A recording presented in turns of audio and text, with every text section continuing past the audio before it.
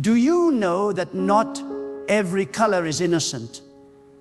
Do you know that in this world, certain colors are not just cloth, not just fashion, but marks, spiritual marks that witches, sorcerers, and workers of darkness use to identify their victims? Listen carefully. The world is not neutral. The spiritual realm is real, and colors are not just shades of beauty. They can be used as signals, as codes, as doorways. And today, I am telling you this truth because too many of you walk around without knowing that the very thing you wear on your body can become an invitation to powers you do not see. This is not superstition, this is spiritual warfare. There are colors that witches deliberately use to mark out those who will be attacked, cursed, and manipulated. And if you are not discerning, if you are not connected to God, you can unknowingly carry that mark into your home, your workplace, your relationships, and your future. The truth is, the kingdom of darkness does not work in obvious ways. They work in subtlety. They don't come to you openly with horns and fire. They come through culture, through fashion, through what seems harmless. And they know that when you wear certain colors, you align yourself with a symbol in their world, and in the spirit, it is like hanging a signboard that says, "Target me, I am open." That is why you must be awake. That is why you must not be naive. God calls us to wisdom, not ignorance. God calls us to discernment, not blindness. And today, you must open your eyes. Witches do not waste time with random actions. Everything they do is intentional. They gather in the night, they chant, they mark, and they release powers into objects, fabrics, colors. They take what looks ordinary and give it spiritual assignments. And then, when the unsuspecting person wears it, that assignment begins to work. Suddenly, depression comes. Suddenly, confusion rises. Suddenly, relationships crumble. Suddenly, sickness appears. And the person does not understand that what they wore became a magnet in the spiritual world. And that is why you must never underestimate what you wear. That is why you must never dismiss what God reveals. Listen, God created colors, but witches pervert them. They know that colors carry energy, symbolism, and messages in the unseen realm. When God gave colors, they were meant to reflect beauty, light, and order. But witches twist them to create a counterfeit language. And there is one color they use again and again as a mark, as a spiritual weapon, as a silent curse upon those who do not know. When you wear this color carelessly, without prayer, without discernment, you allow yourself to become a billboard for their dark communication. They see you and say, "That one is already marked. That one is already under." And you walk around wondering why heaviness follows you, why doors close, why your spirit feels drained. It is because witches marked you by what you wore. Do not misunderstand, this is not about paranoia. This is about awareness. God does not want you to fear colors. God wants you to understand their power and to avoid the traps of darkness. Because while witches may use colors to curse, God uses wisdom to protect. And the wise do not walk blindly, the wise walk awake. The wise do not follow trends, the wise follow discernment. The wise do not dress to impress the world, the wise dress to honor God and to shield themselves in purity. Think about this. Why is it that in occult rituals, certain colors are mandatory Why is it that in witchcraft gatherings, they cannot proceed without specific garments? Because they know the power of those colors.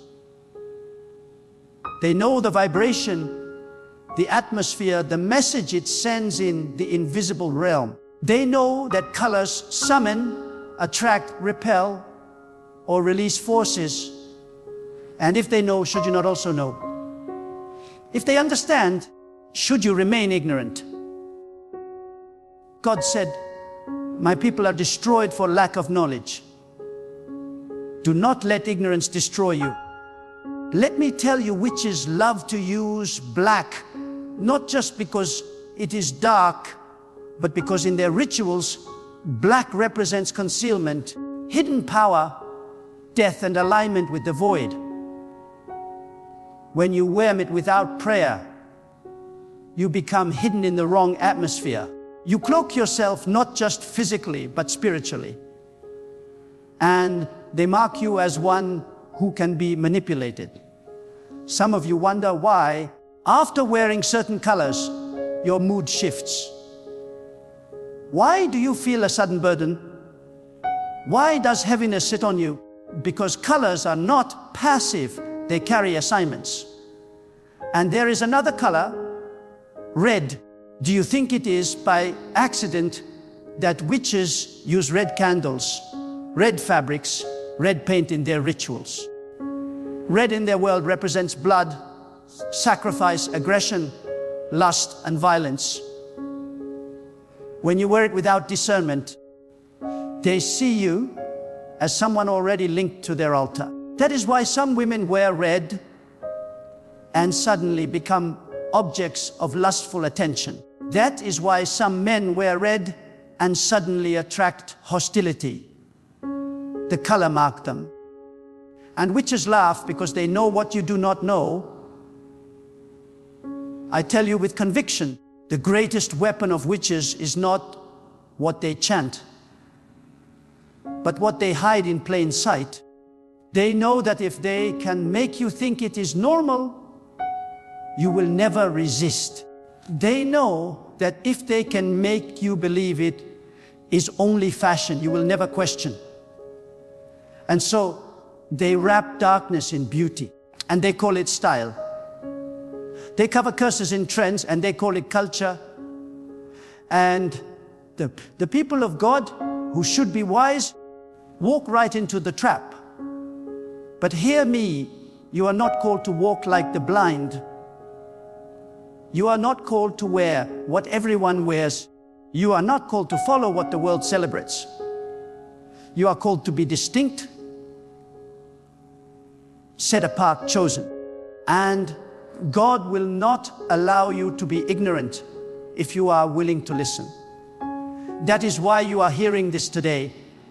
It is a warning, a revelation, and an invitation to walk in spiritual authority. You must understand witches are not stronger than God. Their power is counterfeit. Their schemes temporary. Their curse is fragile. But their success depends on your ignorance. As long as you do not know, they can operate. As long as you do not discern, they can mark you. But the moment you know, the moment you discern, the moment you decide to honor God in what you wear, their power collapses. Because nothing in darkness can stand against the wisdom of God. So hear me. Don't just wear colors because they are beautiful. Ask God, is this aligned with your will? Is this safe in the spirit? Is this pure in your eyes? Seek God before you seek trends. Choose purity before you choose style. And if there is a color that witches use to mark people, avoid it. Refuse it. Do not let your body become a canvas for their dark language. Do not underestimate this. Witches track their victims by marks, and colors are marks. You may not see the mark, but in the spirit, it shines like a beacon. They know who to attack because of what you wear. But when you cover yourself in wisdom, When you clothe yourself with the awareness of God, then your mark becomes untouchable. Because no color can curse you when you are shielded by the truth of God. I say again, don't wear this color witches used to mark you. Don't wear it carelessly. Don't wear it ignorantly. Don't let the darkness celebrate because you have dressed yourself in its signal. Ask God to clothe you in light, to cover you in wisdom, to wrap you in discernment. And when you do, witches will see you, but they will flee. They will know you are not theirs to mark. They will know you are not theirs to curse. They will know you belong to God, and God alone.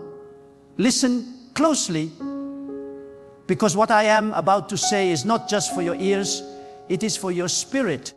Colors are not neutral in the spiritual realm. They carry weight, they carry atmosphere, they carry intention.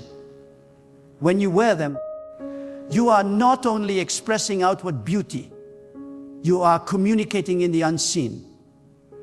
Witches know this far more than many believers do. They deliberately assign colors as symbols of their allegiance, as gateways of control, as signals in the darkness.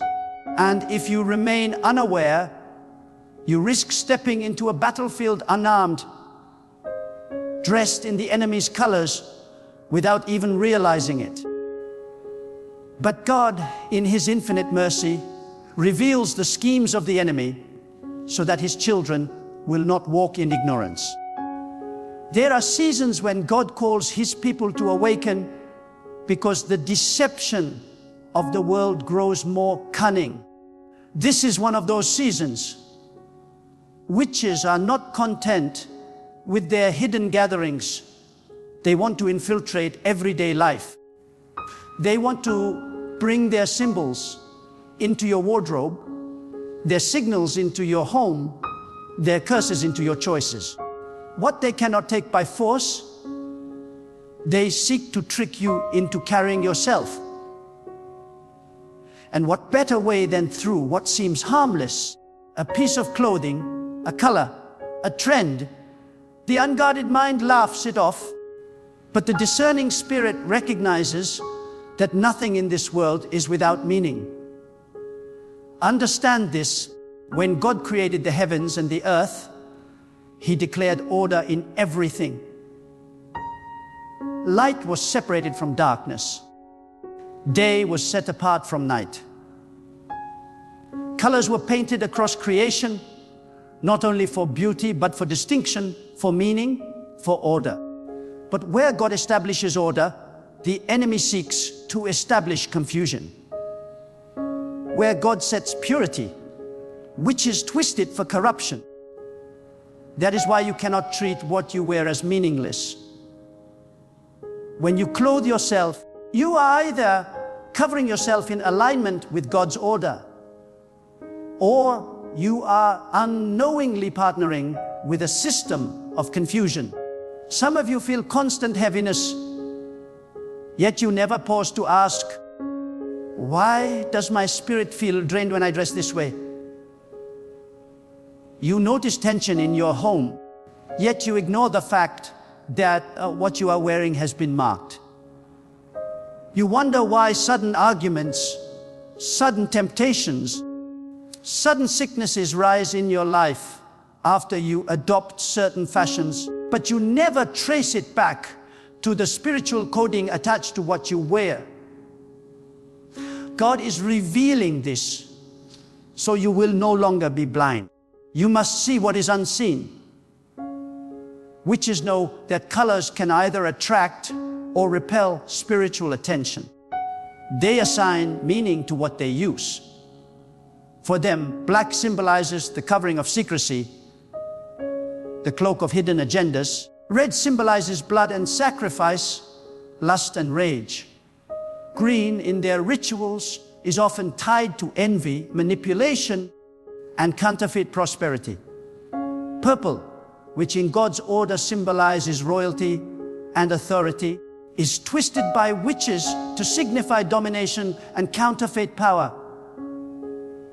They do not use these shades by accident. Every piece of cloth in their rituals carries intention.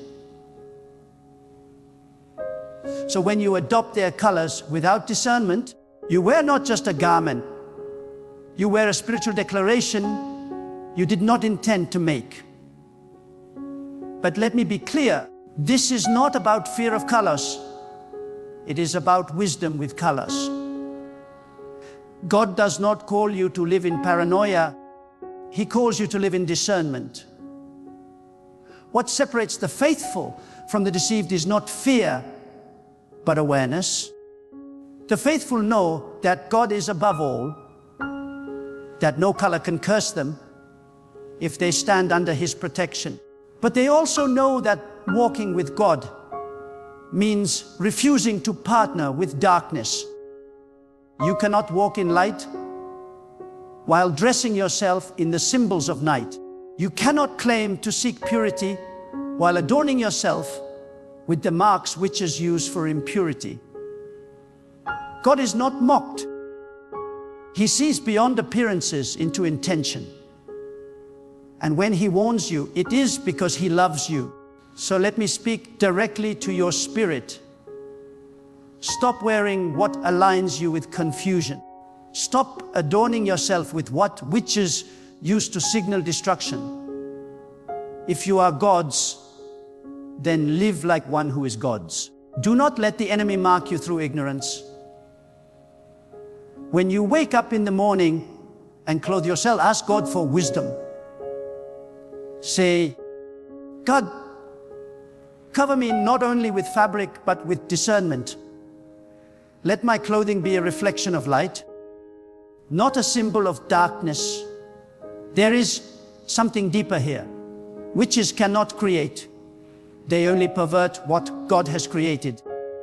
That means even the colors they try to claim are not theirs by origin. God made them. They belong to Him. But when people wear them without prayer, without purity, they align with the counterfeit use witches have imposed. The question is not whether a color itself is evil. The question is whether you wear it with discernment, whether you cover yourself with the authority of God, or whether you wear it blindly, allowing the enemy to attach his meaning to it. Hear me well, there is nothing wrong with beauty. There is nothing wrong with color. God painted the skies, the oceans, the flowers, the stones. He delights in variety. But when witches hijack symbols, God's people must not walk in ignorance. You must clothe yourself with understanding, because your garment can either be your shield or your trap. When you choose with God's wisdom, even the colors witches try to pervert cannot harm you. But when you choose without God, you wear their symbols as if you are part of their kingdom. The time has come for you to rise above ignorance. The time has come for you to stop dressing for the approval of the world and start dressing for alignment with God. The time has come for you to stop following trends that were designed in the halls of darkness. Do not think for a moment that fashion is innocent. Do not think that the patterns of this world are neutral. Many designs are birthed in rituals.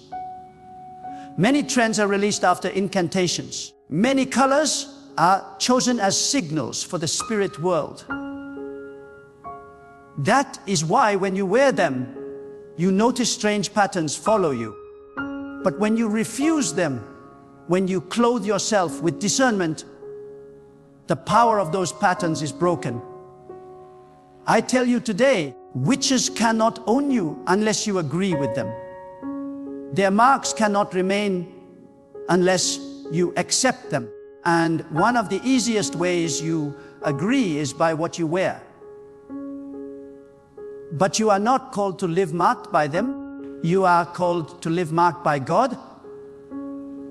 And the mark of God is purity, wisdom, light, and discernment. No witch can erase that. No darkness can counterfeit that. But you must choose to live under that mark every day. So let me challenge you, examine your wardrobe.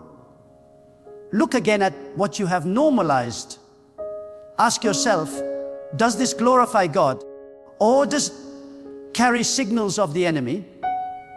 If you feel heaviness attached to it, if your spirit feels uneasy, that is God warning you. Remove it. Purge it. Do not keep garments that were designed in darkness. Do not cling to fabrics that were marked for curses. God is calling you higher, and you cannot walk higher while still clinging to the traps below. Witches may use colors to mark you, but God uses discernment to free you. Witches may use garments to curse, but God uses wisdom to protect. And today, God is opening your eyes. Do not waste this revelation. Do not treat this lightly. Colors are not just colors. Fabrics are not just fabrics. What you wear is either a weapon in the spirit or a weakness in the spirit. Choose carefully. Choose wisely. Choose with God. Let me take you even deeper into this truth. When you hear that witches use colors to mark people, you must understand it is not just about fabric. It is about identity. In the spiritual realm, identity is everything. The moment you wear what carries a dark assignment, you are silently agreeing with a false identity. You may not speak it, but in the invisible world it shouts. And the enemy, who is always looking for access, sees that false identity and seizes the opportunity. But you were never called to wear a false identity. You were called to carry the identity of one who belongs to God alone. Think of this carefully.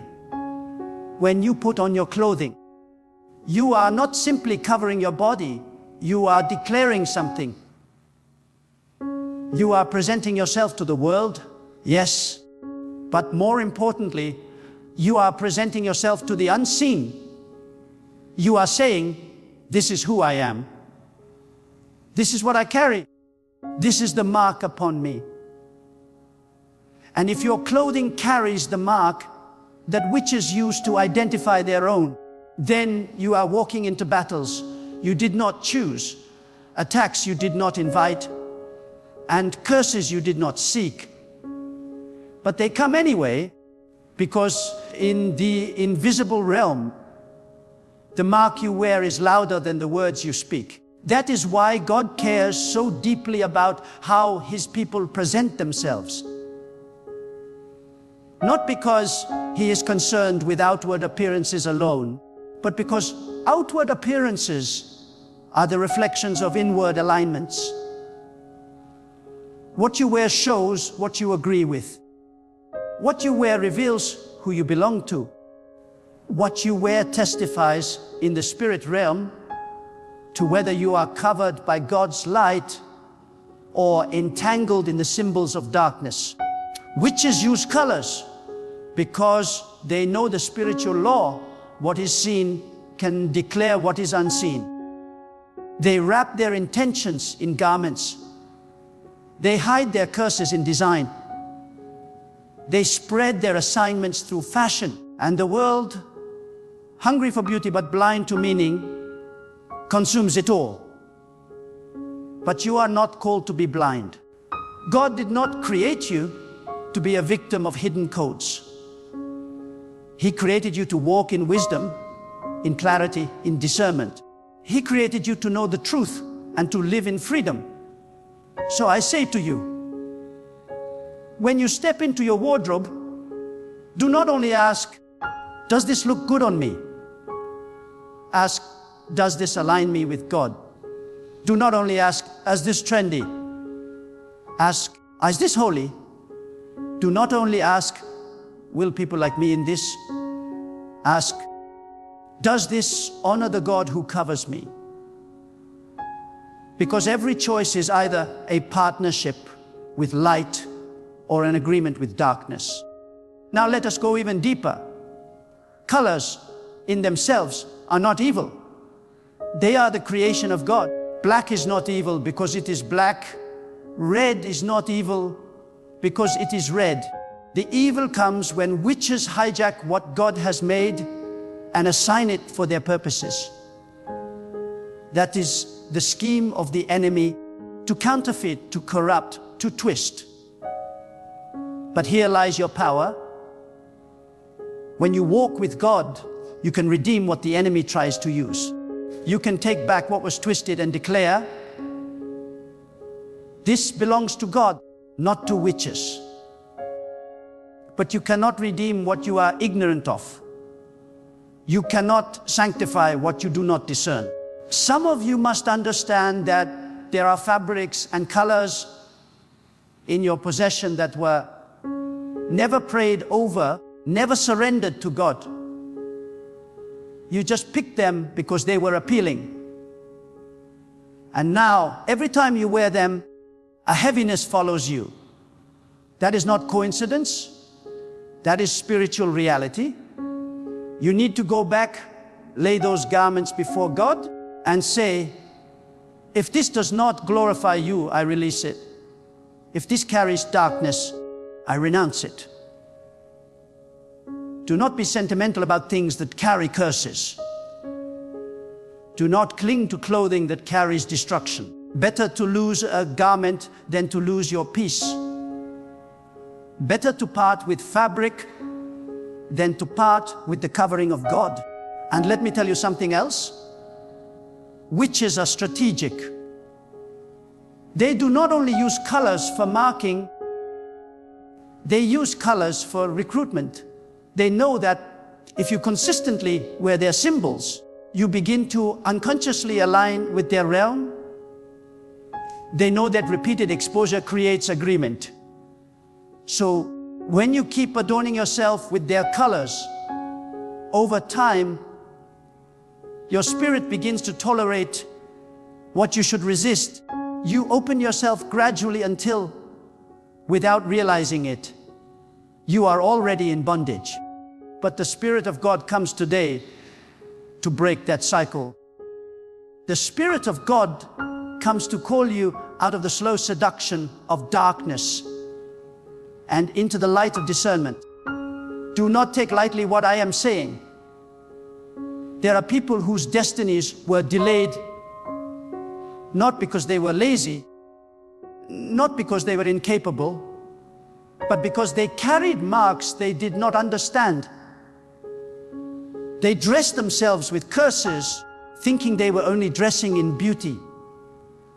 And the enemy gained legal ground to attack their marriages, their finances, their health, their minds. But you will not be one of them if you heed the warning of God today. Remember, your body is sacred. It is not just flesh, it is a vessel. It is a temple where the Spirit of God dwells. And when you clothe your body, you are clothing a temple. Would you dare dress the temple of God with marks of witches? Would you dare bring into His sanctuary garments coded for destruction? No. You must honor the vessel He has given you. You must cover it with purity, with discernment, with awareness that you carry something holy. Now let me give you another angle. Witches do not only use colors to attack individuals, they use them to control atmospheres. That is why entire events, entire spaces, entire communities can be influenced by the dominant colors chosen. They know that when a room is saturated with their signals, it creates an atmosphere where their spirits can operate freely. Have you ever walked into a place and immediately felt darkness, heaviness, or confusion? It may not only be the people. It may be the colors filling the environment, chosen and empowered for that very effect. But the one who walks with God can discern it. The one who walks with God can cut through the atmosphere and declare, this place belongs to God. No color, no signal of darkness has power here. That is the authority you must walk in. Not fear, not confusion, but boldness. Because God does not reveal this to you so that you tremble. He reveals it so that you rise. He reveals it so that you cleanse your life, guard your spirit, and walk in wisdom. He reveals it so that you may not be marked by witches, but marked by Him. And here is the truth that must burn in your heart. No matter what color witches try to use, the covering of God is greater. No mark they assign can overpower the mark of God upon your life. No garment they pervert can stand against a garment you consecrate in prayer. No assignment of darkness can remain where the light of God shines. The key is not fear. The key is alignment. The moment you align your life with God, you are shielded. The moment you cover yourself with His wisdom, their marks fall powerless. So I urge you, do not be careless. Do not be blind. Do not dress your body without thought, without prayer, without discernment. When you rise in the morning, clothe yourself not only with fabric, but with wisdom. When you prepare for the day, ask not only how you appear to men, but how you appear to the unseen. And if you walk in the awareness that you belong to God, then no witch can ever own you, no color can ever curse you, and no darkness can ever mark you. My beloved, listen with the ears of your soul. There is nothing in this world that the enemy does without a counterfeit. And there is nothing he crafts without a hidden meaning. When witches, sorcerers, and agents of darkness mark their prey, they do not always use open rituals or loud proclamations. They use symbols, they use colors, they use things that seem harmless to the ordinary eye, but carry deep spiritual assignments in the unseen realm. And that is why I tell you today, do not underestimate what you wear. Do not underestimate the colors that surround your life, for they can carry the very essence of bondage or freedom. The world will say, it's just a color, it's just fashion, it's just style. But you who belong to God know better. For when God created light, He divided the day and the night. He created the rainbow as a covenant sign. He painted the earth with meaning. Nothing in creation is random. Colors themselves speak. They declare. They mark. They testify. So when the agents of darkness corrupt what God has created, they attach spiritual weight to those very colors. And if you are careless, if you adorn yourself with the wrong shade, you may be unknowingly agreeing with forces that hate your soul. Witches understand what many children of God neglect. That appearance is not neutral. That garments carry a message. That what is worn becomes a banner in the spirit. They select colors that carry vibrations of death, rebellion, or lust, and they use them as snares. When you step into their chosen attire, when you wrap yourself in their chosen shade, you step under a banner that is not God's. Without even speaking, you declare, I align with this force. And the spirits assigned to that color recognize you. They mark you. They follow you. But God has not left you blind. He has not left you defenseless. For He declares that His people are a chosen generation, A holy nation, a people set apart. That means you cannot dress like the world. You cannot adopt the banners of darkness. You cannot make peace with what has been twisted to wage war against your destiny. What you wear should testify of purity, of light, of holiness, of alignment with God's kingdom. Every thread, every shade, every garment must declare that you belong to Him alone. The enemy thrives in secrecy. He thrives in ignorance. He thrives when the people of God say, "It doesn't matter." But I am here to break that deception. It does matter. For your clothing is not just fabric, it is a covering. And a covering is spiritual. From the beginning, when Adam and Eve sinned, God Himself provided covering. Do you see the weight of that? Clothing is not simply to shield the body from weather. It is a declaration of whose protection you stand under. If witches have claimed the color to summon darkness, then wearing it with ignorance is like walking into a battlefield waving the enemy's flag. My beloved, you must rise with wisdom. You must test everything. If a color has been taken and twisted by darkness, refuse to glorify it, refuse to normalize it. Do not say, everyone wears it, so why not me? You are not everyone, you are God's. Your identity is not defined by trends, not by culture, not by designers, not by the witchcraft of this age.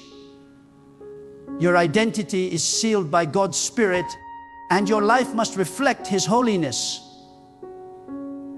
When witches mark people, they do not always need to speak curses. They allow the ignorant to wear the mark themselves. They allow you to open the door without knowing it. That is why discernment is critical. That is why you must pray even over your wardrobe. You must ask God, what aligns with your light? What pleases you? What honors you? Let your closet become an altar where only what reflects holiness remains. And hear me clearly, the danger is not in fabric itself, for God created all things pure. The danger is in the meaning assigned by darkness. Once a symbol or color has been consecrated for evil, it becomes a channel. And if you are careless, it can become a portal. Do not let vanity lead you into spiritual slavery. Better to be mocked for simplicity than to be celebrated by the world while being marked in the spirit for destruction. I urge you, live with conviction, not compromise. Do not wear what witches use to mark their prey. Do not adopt the banners of rebellion disguised as beauty. Do not walk wrapped in colors that declare allegiance to forces you cannot see. Instead, clothe yourself in what reflects the purity, peace, and glory of God. Let your garments testify of the one you serve. Let your presence shine so clearly that no power of darkness can mistake who you belong to. For God is not only the God of the heavens, He is also the God who sanctifies every detail of your life. And if you let Him, He will sanctify even your wardrobe, even your appearance, even your colors, until everything about you screams, this one belongs to God. Beloved, hear this final word as fire upon your soil. Your life is too precious to be marked by darkness. Your destiny too sacred to be claimed by forces that hate the light. You are not a vessel for confusion. You are not a canvas for the enemy's colors. You are a living testimony that God reigns. When you step out into this world, every step you take declares a message. Either you carry the fragrance of holiness, or you carry the stench of compromise. Either you shine as a lamp for God, or you blend into the banners of rebellion. The choice rests in your heart. And today, I plead with you, choose God. Do not be casual with what is sacred. Do not be careless with what marks you. Every thread on your body, every shade that wraps your frame can either proclaim bondage or freedom. Let it be known in the heavens and on the earth that you are a child who belongs fully to God, set apart, unashamed, and unwilling to wear what has been claimed by evil. Tear down every compromise. Lay aside every garment that whispers rebellion. Walk boldly under the covering of God, for His light is your shield. His truth is your identity. His holiness is your beauty. And I challenge you, do not only change your clothing, but change your posture before God. Strip your heart of hidden vanity. Strip your soul of silent pride. Stand unclothed before God in humility, and let Him clothe you with His glory. Let the world see that your adornment is not in colors that witches claim, but in the radiance of a life surrendered to God's power. When you walk into a room, let it be impossible for darkness to remain. When you speak, let your voice carry the authority of one fully aligned with God's holiness. When you live, let every breath declare, I belong to God, and nothing of darkness has a claim on me. That is your calling. That is your banner. That is your destiny. So rise now with courage. Walk away from compromise. Break the chains of ignorance and step forth as one who shines, not because of earthly fabric, but because the eternal light of God rests upon you. For when you choose His covering, when you live as His vessel, no witch, no sorcerer, no color, no curse will ever mark you. You are sealed, secured, and sanctified by God alone. Now I ask you, what will your life declare when the world looks at you? Will they see compromise? Or will they see the glory of God? The answer begins today, in your choice, in your conviction, in your courage. Stand firm, stand holy, and let your life forever testify that you are marked only by the power of God. Do you know what the enemy is using in this generation to blind the eyes of millions? It is not always war. It is not always poverty. It is not always sickness. It is something so subtle, so sweet to the ears, yet poisonous to the soul. It is a melody that sounds harmless, a melody that feels innocent, a melody wrapped in beauty, but hiding corruption. It is music that carries the fingerprints of Satan, and millions of Christians are deceived by it. They think it is just entertainment. They think it is just rhythm and sound. But behind that rhythm is a spiritual power, a melody that shapes your mind, dulls your spirit, and separates you from the voice of God. You see, music was never neutral. Music is a force. It was created by God to lift the soul toward Him, to awaken the heart to worship, to align our spirit with His presence. But what God creates for good, Satan twists for destruction. If you doubt this, just look around. Notice how entire cultures are shaped by songs. Notice how movements rise on the back of rhythms. Notice how even your own mood, your own thoughts, your own desires can change within minutes of listening to a single melody. This is not coincidence. Music carries spirit. And in this generation, Satan has dressed his poison in rhythm, and millions are dancing to it without realizing they are dancing away from God. When you let this melody into your life, You are not just listening with your ears, you are opening a door into your spirit. Do you not understand? Sound penetrates deeper than words. A lyric can bypass your reasoning and sink straight into your subconscious. A beat can stir desires in you that were sleeping, awaken, lust that was buried, trigger anger that was controlled, or dull your hunger for the things of God. This is why the enemy loves music, because it carries influence without resistance. People defend it, excuse it, justify it, and yet it is the very chain keeping them bound. And here lies the great deception. Millions of Christians think they can consume this melody without consequence. They say, it's only a song. It's only music. It doesn't affect me. But I tell you the truth. What you consume consumes you. What you feed on, you become. You cannot pour filth into your ears and expect purity in your soul. You cannot feed on violence, lust, greed, and rebellion through melodies, and then wonder why your heart feels heavy and your spirit feels distant from God. Do you not see?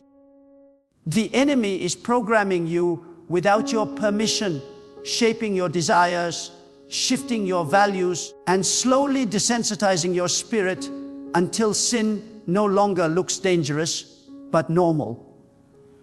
God gave you 24 hours each day. Hours meant to be filled with His Word, with prayer, with building your destiny, with serving others, with glorifying His name. Yet how many hours are wasted on melodies that glorify everything God despises? Songs that exalt rebellion, songs that worship lust, songs that praise greed, songs that glorify darkness. And you think you can drink this poison daily and still remain spiritually alive? My friend, you are deceiving yourself. The melody of Satan is not entertainment. It is warfare. It is his most powerful weapon to seduce your soul while you smile and sing along. Look closely at what the world calls music today. Notice how the lyrics are filled with rebellion against authority, rebellion against purity, rebellion against God. Notice how the beats are designed not to uplift your spirit, but to seduce your flesh. Notice how the culture surrounding this music promotes immorality, addiction, violence, vanity, and emptiness. Do you think this is an accident? No, this is design. This is a carefully crafted strategy by Satan himself to turn the hearts of men and women away from God. And the tragedy is that millions of Christians, men and women who claim to love God, are filling their minds, their cars, their homes, and their children's ears with the very poison that will destroy them. Let me tell you something you must never forget. Whatever you allow to enter your ears will eventually shape your soul. That is why God wants us to guard our hearts diligently, for out of them flow the issues of life. If your ears are gates, then music is the army that marches through those gates daily. If the melody you feed on glorifies darkness, do not be surprised when darkness begins to grow in you. If the songs you play exalt lust, do not be shocked when lust begins to burn uncontrollably inside you. If the rhythms you love exalt violence, do not wonder why peace escapes you. And if the voices you follow glorify pride, vanity, and rebellion, do not be surprised when humility and obedience to God feel impossible. The melody of Satan is not always obvious. Sometimes it is bold, filled with explicit rebellion and sin. But often it is subtle, hidden in charm, wrapped in beauty. disguised as art. It comes in gentle lyrics that seem harmless, but slowly shift your loyalty away from God.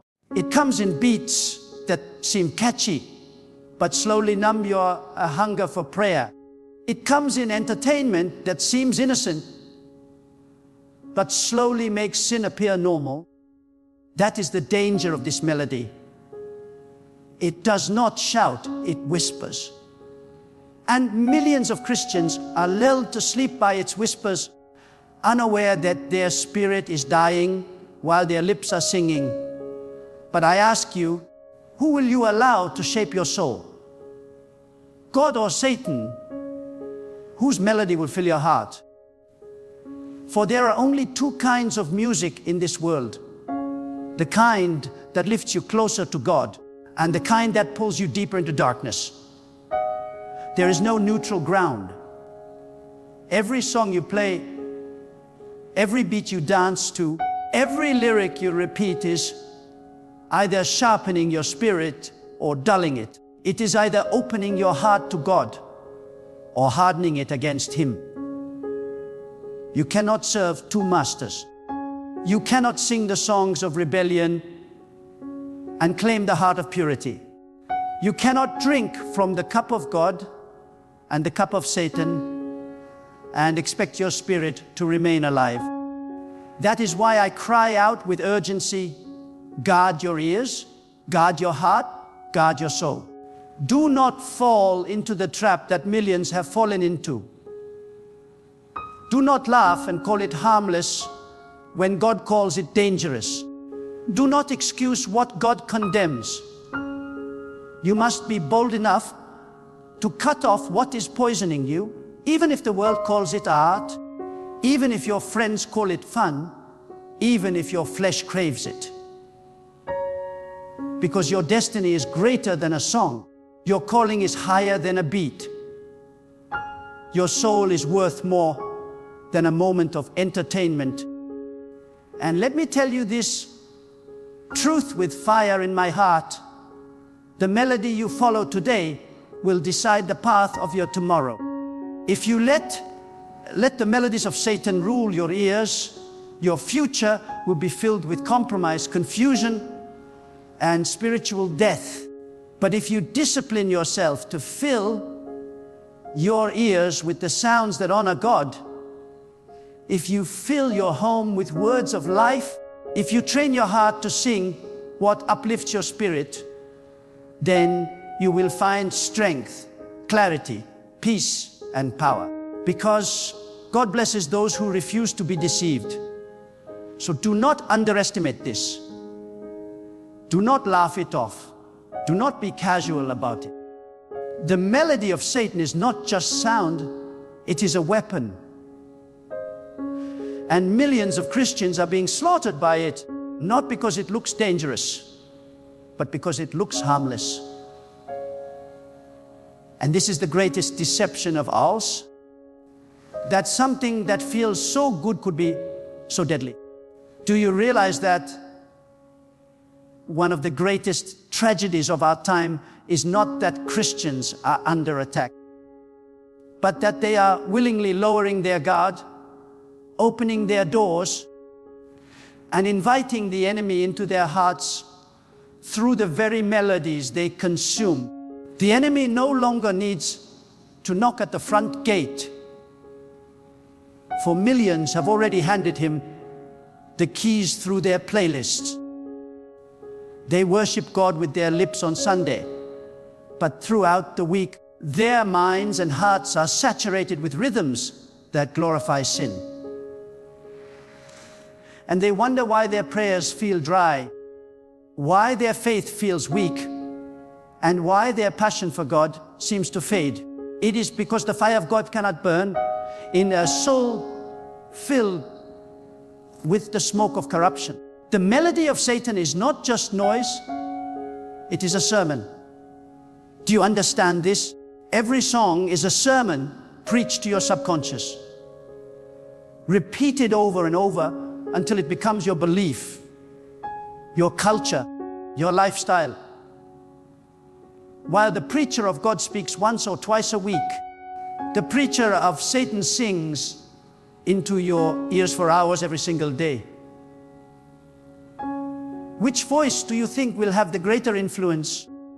Which voice do you think will shape your desires, your thoughts, your identity? This is why the enemy pours his energy into melodies, because he knows what many of God's people have forgotten. Repetition is power. What you repeat becomes who you are. And look at how clever he is. He packages rebellion in rhythms so sweet that even the righteous begin to hum along. He wraps corruption in poetry so eloquent that even the pure begin to admire it. He clothes lust in beauty so deceptive that even the strong begin to justify it. And without realizing it, the child of God, who once lived in purity and holiness, begins to compromise little by little until their very soul is aligned with darkness, while their lips still claim to follow God. But you must awaken. You must open your eyes. Do not think that because the melody makes you smile, it is safe. Poison does not stop being poison because it tastes sweet. A trap does not stop being a trap because it looks beautiful. And Satan does not stop being Satan because he comes with a guitar instead of a serpent. His goal has not changed since the beginning: to separate man from God, to lead the soul away from light and into darkness, to drown the voice of truth in the noise of deception. And today, his weapon is melody. Ask yourself this: why is it that the songs of this world spread faster than the word of God? Why is it that entire generations can memorize every lyric of corruption, but cannot remember the words of prayer? Why is it that children can dance to every beat of rebellion, but struggle to kneel before God? Because the enemy has mastered the art of seduction. He knows that if he can control the melody, he can control the mind. If he can control the rhythm, he can control the heart. And if he can control the heart, he can lead the soul away from God. Beloved, you must understand that God created you for greatness, for holiness, for a destiny beyond the shallow pleasures of this world. Your spirit was designed to resonate with His voice. Your heart was designed to respond to His truth. Your soul was designed to hunger for His presence. But when you fill yourself with melodies that glorify sin, you are tuning your soul to a frequency that is not of God. You are aligning yourself with the enemy's voice. And soon, the things of God will no longer move you. Prayer will feel boring. Worship will feel heavy. Righteousness will feel restrictive. Not because God has lost His power, but because your heart has been dulled by melodies that glorify everything He despises. Do not deceive yourself by thinking you can separate the rhythm from the spirit. Every melody carries a spirit. There is no neutral ground. Music is a vehicle, and every song carries you somewhere, either toward God or away from Him. Ask yourself, where are the songs you love carrying you? Are they lifting you toward purity, discipline, humility, and the fear of God? Or are they dragging you toward pride, lust, rebellion, and spiritual emptiness? The answer is clear, and it is time to stop pretending otherwise. This is why I tell you with urgency, do not be casual about what you allow into your ears. If you value your soul, you must value your gates. Just as you would not allow poison into your food, do not allow corruption into your hearing. Just as you would not open your door to a thief, do not open your ears to melodies that rob you of holiness. For once the melody enters, it does not leave easily. It lingers, it repeats, it plants seeds. And those seeds grow into habits, and those habits grow into chains. And this is why so many are bound.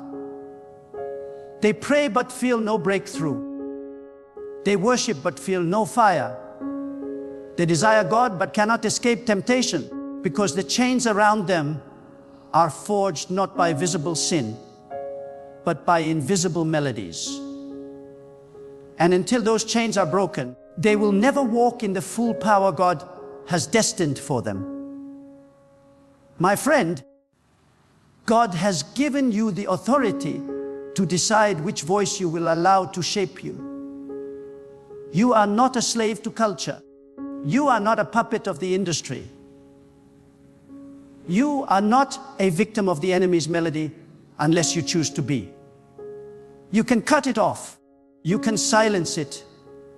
You can cleanse your ears and fill your heart with what uplifts your spirit. You can take back your soul from the deception that millions have fallen into. But here is the question, will you? Will you dare to be different? Will you dare to turn off what the world celebrates and fill your life with what God blesses? Will you have the courage to reject what entertains your flesh but destroys your spirit? Will you be among the few who rise above the crowd and live in the purity God requires? Or will you continue to dance to the melody of Satan, smiling outwardly while dying inwardly? This is the hour of decision. You cannot remain neutral any longer. Every song you play, every melody you consume is either aligning you with God or with the enemy. And the destiny of your soul depends on which voice you choose to follow. Let us go deeper with the fire of truth burning brighter. Because this is not a light matter. This is the war for the soul, and we cannot treat it with soft words. Look around you and see how deeply this melody has invaded the sacred spaces of life. Families that once gathered to pray now gather around screens, blaring rhythms that celebrate lust, greed, and pride. Children who once sang songs of innocence now repeat lyrics that glorify rebellion. Entire households that were meant to echo with the voice of God now vibrate with sounds that glorify sin. And the people ask, why does my home feel heavy? Why does my spirit feel restless? Why do I feel far from God? My friend, the answer is simple. You have invited another spirit into your home through the songs you allow. Music is not entertainment alone. It is a spiritual transaction. Every note, every beat, every lyric either builds an altar for God or builds an altar for the enemy. That is why the enemy does not fight you only with weapons of violence. He fights you with songs because he knows that when the melody changes, the atmosphere changes.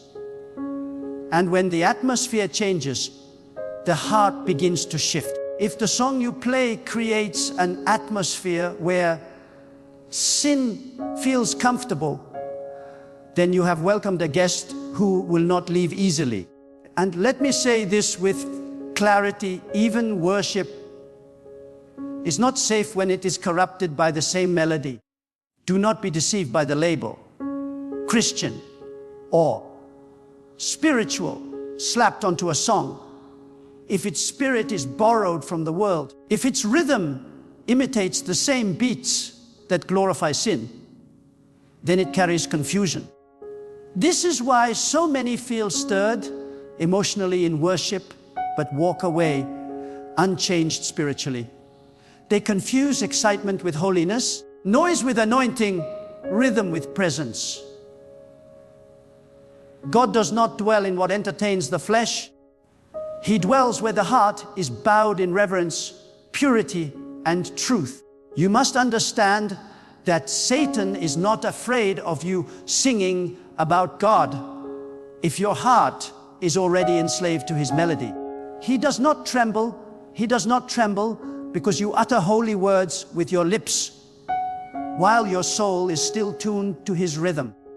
He knows that a divided heart cannot stand.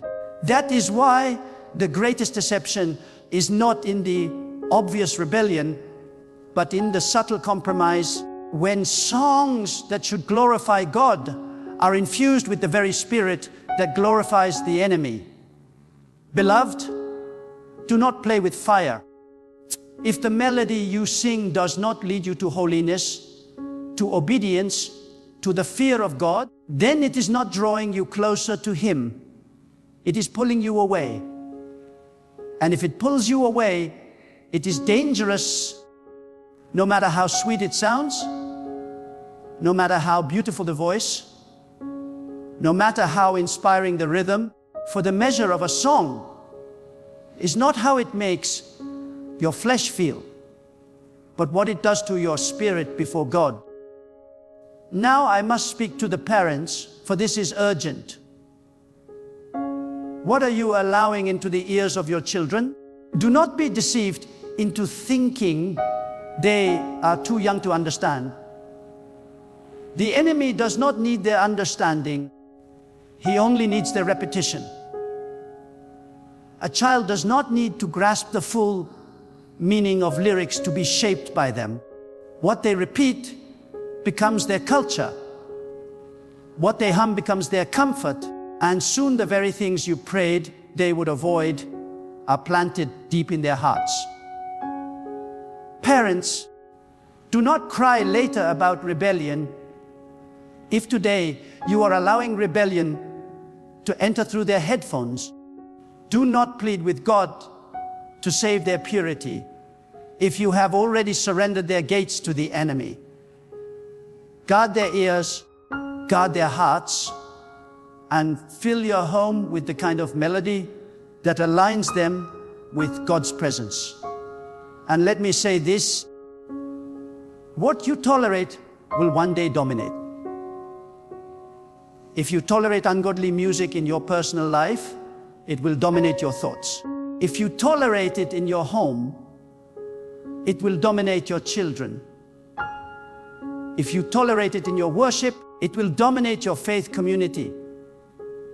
That is why God calls for separation, for holiness, for courage to say no when the world shouts yes. For you cannot conquer what you are still entertaining. But here is the hope. If music has the power to enslave, then it also has the power to set free. If melodies can chain the soul, then melodies filled with the Spirit of God can break those chains. When you turn your ears from the noise of corruption and fill your life with songs of truth, you are not just changing your playlist. You are changing your atmosphere, your mind, your desires, your destiny. For when the voice of God becomes the melody of your soul, sin loses its grip, temptation loses its sweetness, and your heart burns again with purity and fire. Therefore, I call you to take a stand. Do not walk out of this moment thinking this is just about music. This is about allegiance. Whose voice will you follow? Whose rhythm will you allow to guide your steps? Whose song will you let shape your heart? God does not ask for half of your devotion. He asks for all. And if you will silence the melody of the enemy and lift your soul to the melody of God, you will rise above the deception that has enslaved millions. You will walk in freedom, in purity, in power. And you will stand before God unashamed, knowing you did not bow to the noise of this world. Then let the fire rise higher. Let these words cut deeper. For truth must pierce through the fog of deception until hearts are awakened to the reality of what is at stake. Do not think lightly of the power of sound. From the very beginning, God designed creation with sound as its foundation. He spoke, and the heavens and earth came into being. He uttered, and light broke through darkness. The universe itself was born from His voice. If sound carries such power in the hands of God, do you think Satan would not try to counterfeit it? He understands that what enters the ear shapes the heart, and what shapes the heart directs the soul. This is why he has filled the earth with melodies that do not honor God, but exalt man, glorify sin, and celebrate rebellion. He is not after your entertainment. He is after your eternity. And yet, millions walk into his snare blind, saying, "It's just music. It's just fun. It's not that serious." But do you not see that this is exactly how deception works?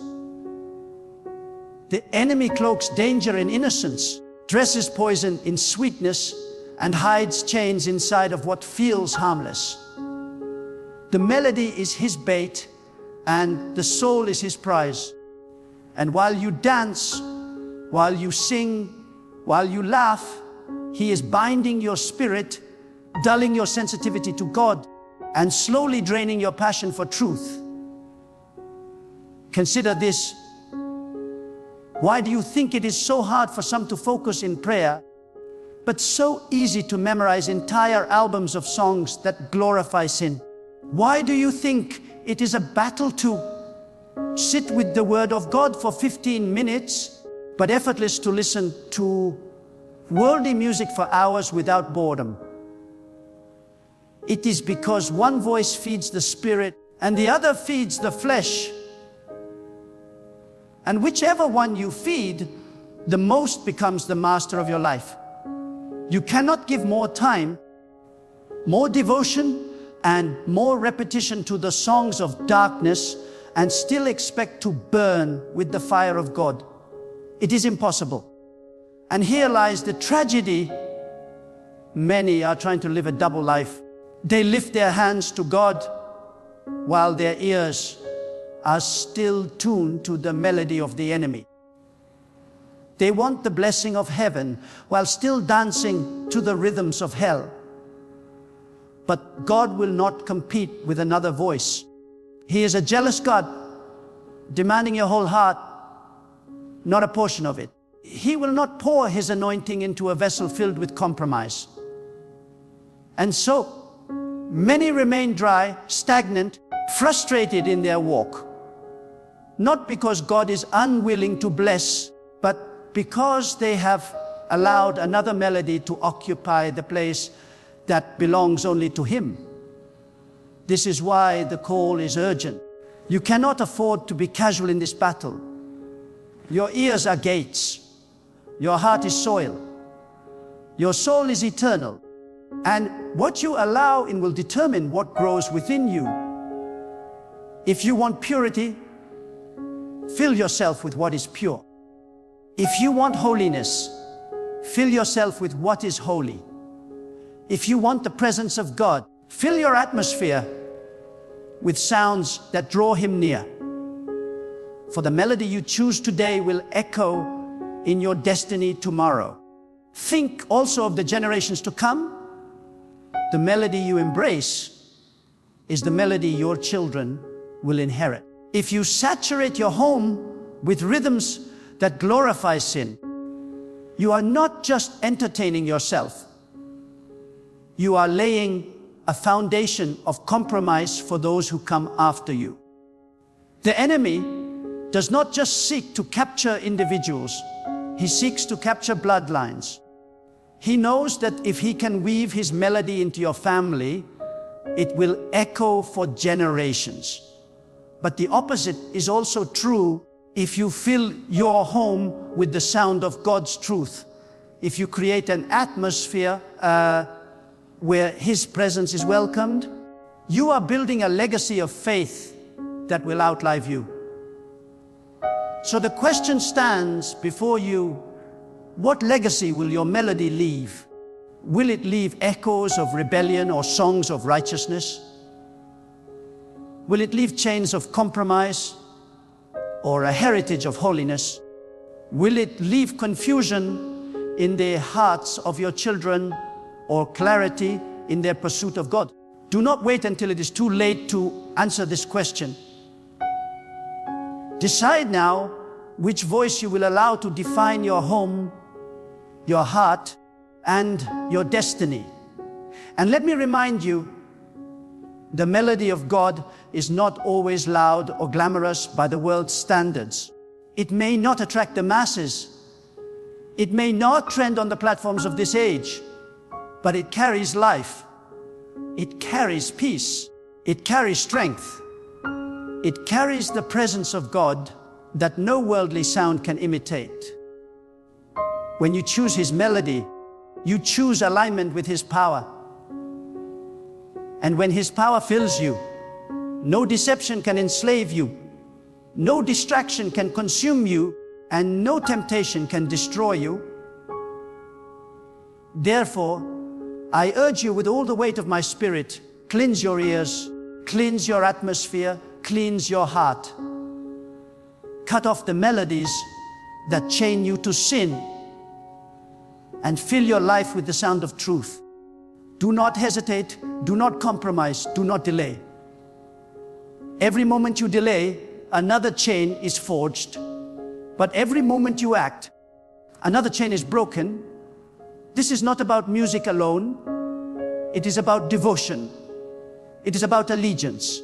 It is about the eternal question: will you belong wholly to God? Or will you let the enemy write the soundtrack of your life? My beloved, this is the moment of truth. You cannot walk away from these words unchanged. For the melody you choose to live by will either draw you closer to God or cast you further into the grip of the enemy. This is not about taste. This is not about preference. This is not about culture. It is about eternity. The sound you allow to shape your heart will shape your destiny. And when you stand before God, you will not be able to say, it was just music.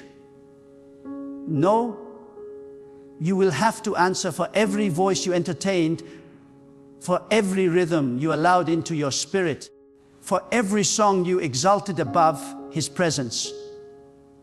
The time has come to make a decision. Will you continue to sing along with the world while your soul drifts further from God? Or will you rise with courage and silence every melody that does not honor Him? Will you keep feeding the flesh while starving your spirit? Or will you cleanse your ears, your home, your atmosphere, and fill it with the sound of holiness, purity, and truth? Will you compromise with the noise of this age? Or will you stand boldly as one who belongs to God alone? This is not a small choice. It is the choice of your life. For when you cut off the voice of the enemy, you make space for the voice of God. When you silence the melody of deception, you will begin to hear the whispers of His guidance, the rhythm of His peace, the song of His strength. And when His melody becomes your melody, no power of darkness can enslave you. You will walk in freedom, you will live in purity, and you will shine as a light in a generation that has been drowned in noise. So I challenge you today, dare to be different. Dare to silence what the world celebrates. Dare to reject what your flesh craves. Dare to live as one who values the voice of God above every other sound. Tear down the altars of false melodies in your life and build an altar where only His presence is welcome. Guard your ears like treasure. Guard your heart like a fortress. And guard your soul like a crown that must not be stolen. And when the day comes when you stand before God, may you stand unashamed, with a life that testifies, I did not bow to the melody of the enemy. I kept my song pure. I kept my devotion whole. I chose the voice of God above all. That, my friend, is the victory worth living for. That is the destiny worth fighting for. That is the legacy worth leaving behind. So choose today while you still have breath. Choose your melody, for in that choice, you choose your eternity.